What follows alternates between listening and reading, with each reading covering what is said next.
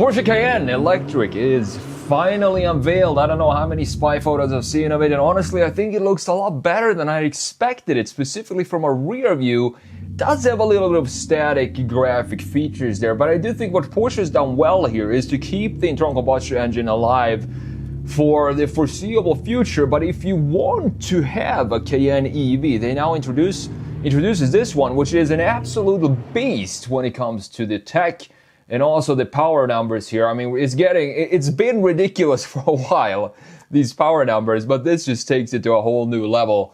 I mean, it's faster than the Cayenne Turbo internal combustion engine version. And as I said, I think it looks pretty good. It doesn't have EV proportions to it. So we're going to have a look at this from all the angles here. And this one being the turbo, you have the active arrow down here, the proportions from a side view, which I have a lot to say about, and then the rear end graphics here. Let me know what you think about this.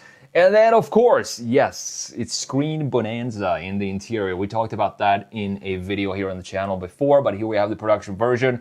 It looks better than it does when you have all the ambient colors, the pink and purple colors going around. This looks a little bit better. And there are some good news for the interior. We're going to talk about that in a minute. First of all, let's have a look at this article from Car Scoop. The link down below. 1,139 horsepower. I mean, dang. Cayenne Electric is Porsche's most powerful road car ever. $163,000 for this. 0 to 60, 2.4 seconds, 130 kilowatt hour battery, plus active aero as well. The base car makes around 435 horsepower, which to me sounds still like a lot. It doesn't sound like I would necessarily need the turbo here. Adaptive air suspension is standard. You also have inductive charging optional. So you have this floor panel platform that you drive over, and then you can charge this without plugging in the cable. I think that is pretty cool, to be honest. So this isn't just an electrified version of the familiar Cayenne. The new electric models ride on an entirely different platform. It does stretch 5.1 inches compared to the Macan Electric, for example. You got a longer wheelbase in the combustion Cayenne, but at the same time, even if we have the longer wheelbase, usually what that does, it just messes up their proportions when it comes to EVs. They all have these unnaturally long wheelbase, but in this case, I actually think you can't really tell. They've hidden the wheelbase length. It's a substantial increase. I mean, over 5 inches, but you can't really tell. Very, very cool to see that. So you got two flavors at launch. You got the Cayenne Electric and the mighty Cayenne Turbo, of course, electric. Both are all-wheel drive, loaded with tech, and both are clearly designed to make you question why you ever cared about cylinders. Now, come on, Car Scoops. We still care about the cylinders, and I would still go with the internal combustion engine Cayenne myself if I were to pick, even if the Cayenne Turbo internal combustion engine is slower than the EV, I really don't care. I, for one, still care about cylinders for sure. So $163,000 for the Cayenne Turbo, dual electric motors, 844 horsepower in normal driving. So that's the normal, the base number is 844. Then you have push to pass boost, which gives you an additional 173 horsepower for 10 seconds at a time. I'm not sure why car companies, EV car companies, or EV cars in general do this. They have this boost button. Why can't we just have that power at all time? Maybe it's something with the heating or cooling or something. I'm not entirely sure. So you got launch control, 850 kilowatts, translates to 1,139 horsepower. 1,106 pound-feet of torque, so this is an absolute beast when it comes to power. I wonder what it sounds like, if it has a specific sound to it, this Cayenne EV. That would be interesting to see. 0 to 60 in 2.4 seconds. The internal combustion does it in 3.1 seconds, but again, I would still go for the internal combustion Turbo GT for sure.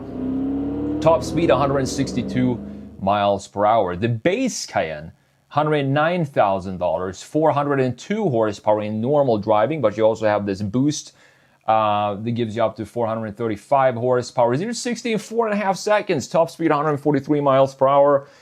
I don't think that I need the turbo in this case. 4.5 seconds, 0 to 60 is completely fine for me. It feels like the base maybe uses the power a little bit better than the than the turbo, because you have a substantial amount of more power in the turbo, but it's still 0 to 60 in 4.5 seconds for the base model.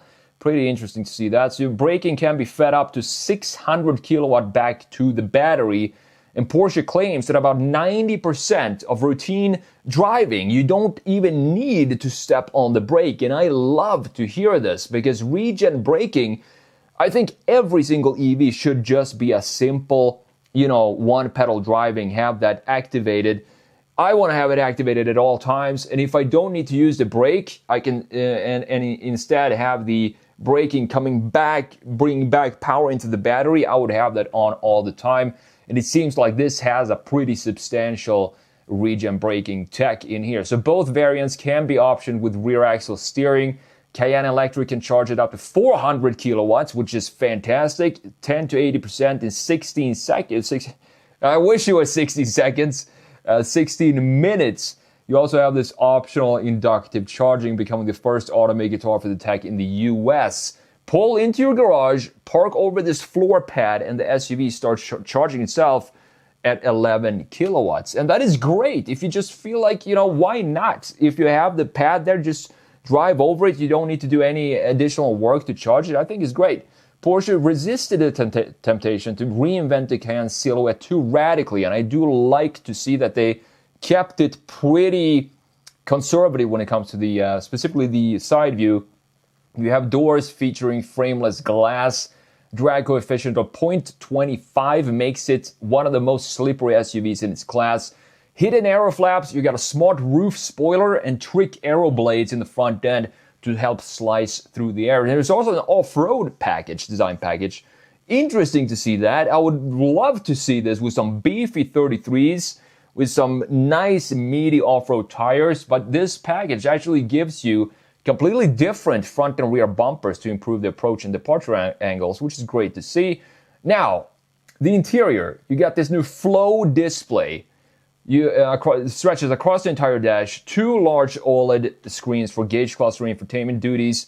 A 14.9-inch passenger display is optional, and then you have the centerpiece is going to be the 87-inch head-up display, augmented reality. I mean, this is some crazy tech in this vehicle. At least Porsche kept physical buttons for things like climate and volume.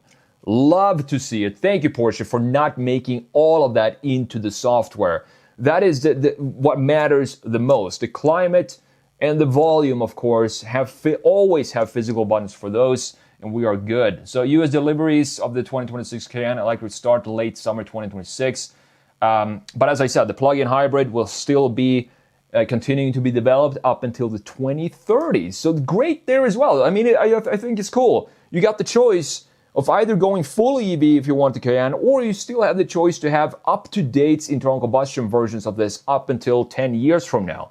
Great idea. Great idea by Porsche. I think this is going to be the exact same layout or plan they're going to do with the new Cayman and the Boxster as well. I don't think they're just going to drop full EVs of those, because those are such important models when it comes to small sports cars for Porsche, and I hope they keep the internal combustion engine there as well. Now, looking at the design here, let's jump into Photoshop, have a look at the Cayenne Turbo in this case. And the reason why I think this is a pretty decent, I mean, I wouldn't call it, is it beautiful? The face of this, does it look beautiful to me? I don't know, maybe there is a little bit of beauty in here. What I like about Porsche in general is just that their softness that they have in their designs. Now, in this case, comparing this to the internal combustion engine version, this got a lot more sharp. There's a lot more sharper angles in here and chamfers as well that I'm not really used to seeing from Porsche. We have, for example, this big mouth in the lower section with the active arrow. You can see the slots here, a lot of them in the lower section, but this also helps with the drag coefficient, of course, and that is what you want in an EV. You also have some nice looking slim headlights. I do like the designs of the headlights. I think it looks pretty cool. But the one thing I want to change here is they did not consider the placement of the license plate. It just sits right inside of this line here, just cutting through everything. It would be nice if they could have maybe integrated it a little better, maybe in a lower section here inside of this black graphics. You can see we have the radar down here as well, and some functional air slots on the sides to, again, just funnel in some air here and make it a little slippier through the air. We have some sharpness going on, similar to what we have in the new Taycan as well. These sharp lines up top on the hood. But overall, it definitely feels like a Cayenne. There's nothing too out there with this design. It still feels and looks like a Porsche Cayenne. And that goes for the side view as well. And this is where I'm really surprised to see just how good it looks from a side view, because it's stretched by 5.1 inches in the wheelbase compared to the internal combustion engine. As I said, usually what that does, it just completely ruins the proportions of the car.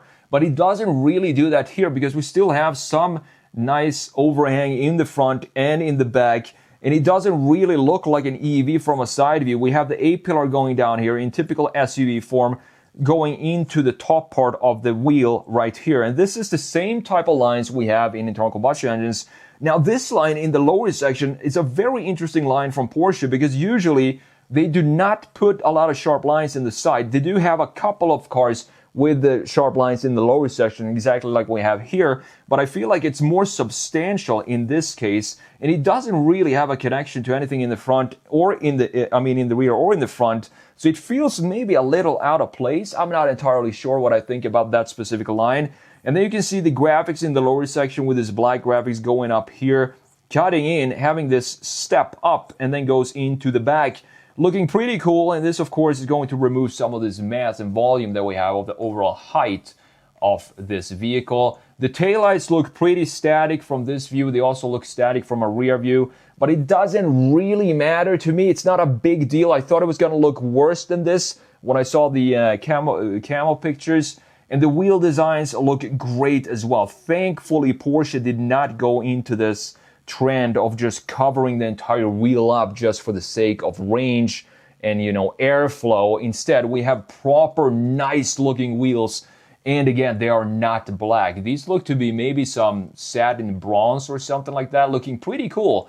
This exterior color, I'm not sure if this is the color that I personally would pick for my Cayenne Turbo EV, but it does set it off in a pretty unique way. Now, looking at the rear end, we have a big diffuser in the lower section. As you can see, some more black graphics in this area. It feels maybe like it's double stacked with too many graphic features in the back. I would like to clean this up and not have this area be black. I want to have this being body color. And then they added, so maybe these are active arrows as well. I'm not entirely sure. It looks like we have a fin in here, so some sort of functionality for that area. But the key thing here that I was a little bit worried about were the taillight unit, because they looked too static for me when I saw it in the spy photos. But here, it actually does not look too bad. This being the big brother to the Macan, it should be a little bit more static. With the bigger the car in the lineup, the more restrained the design is supposed to be. And I think they did a pretty decent job here. It doesn't necessarily look like a 100% Porsche design DNA, but at least they spelled out Porsche, so you know exactly what it is you're looking at. We have some roof spoiler up top, and I wish they would have hidden the wiper underneath there, because this is a $100,000 plus car, and all of these cars in this price range just clean this area up and hide the wiper underneath the spoiler up top. Now, last but not least, this interior. Now, do I prefer the old one? Obviously I do, because this is just too many screens. We have one screen here, another one here. This is actually one single screen that is curved like this. Then you have a fourth one right there, in addition to this 87-inch augmented head-up display. So there is a lot of screens going on here. But as I said, it looks better here in these production studio photos than it does when you had all these ambient lighting and pink and purple stuff going on that we saw initially of the interior. But still, is it welcoming to me? I don't know. I feel like I have to wait and see until I actually sit in one of these and feel the materials and feel how the dash is building up around me. Is it a cozy interior or not? It doesn't look too bad if I can just dial down the brightness of all these screens that we have going on here. I just wish they at least keep the analog, beautiful, the piece of art that you used to have in the previous generation, the tachometer right in the middle. It was so beautiful, 3D design of it with all the chamfers inside and the framing for it. Now, unfortunately, everything has gone into pixelated, as you can see. But thankfully, we do have the climate settings down here being look at this, some nice toggles down there. Great to see that they kept that. They could have easily just implemented everything into the screen, and that would have made this interior a whole lot worse than what it is right now. So interesting choice by Porsche, and I can't wait to see the Cayman, the Boxster, go in the exact same direction as it did here, meaning that we're still going to have an internal combustion engine for the Boxster and Cayman, but they're also going to introduce full EV versions. And you're going to see that they're probably going to sell 20% EVs of that type of vehicle, 80% internal combustion engine versions, and they're going to be very happy that they made that decision. However, when it comes to the Cayenne here, I think this Cayenne EV is actually going to sell pretty well because it's not really a sports car, and people who buy this, they buy it for more practicality than for sporty attributes like we have in the Cayman and Boxster. So pretty cool design, and I am positively surprised by how decent this actually looks from the exterior.